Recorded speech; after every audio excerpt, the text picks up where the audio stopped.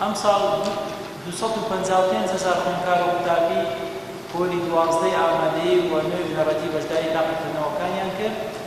ئەو 255,000 دابش کرابوون لەسەر نزیکەی 4,500 ڕۆڵی تاقیکردنەوە و ئومێدەوارین لە کۆتایی ئەم مانگە بتوانین نەتایجەکان ڕابگەینین. ئومێدەوارە هەموو قوتاب و خوێندکاران نەتیجەیەکی باش بەدەست بینن. دڵنیام مامۆستایانی خۆشەویست ڕێگە نادەن هەوڵەکانی پەروەردە هەوڵەکانی خوێندن چۆن بکرێتن و ئێمە وەکو وەزارەتی پەروەردە ئەگەرچی لایەنی معنینینە بەنسبەت داراییەوە، بەڵام هەوڵی جددی خۆمان لە سەرۆکاتی حکوومەت داوە. بەتایبەتی ئەو 150,000 نانی بەناوی هەندان درا.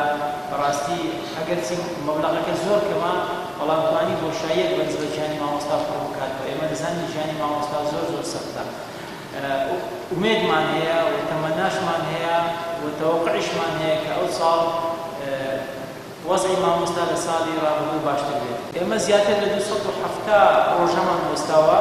ساڵی ڕابردوو لەگەڵ ژمارەی ڕێکخراوی بیانی ئامانجیمان کرد، توانیمان زیاتر لە 20 پرۆژەی وەستێنرا و تەواوی بکەین و ئیفتتاحیشمان بەڕەسمی بۆی کرد.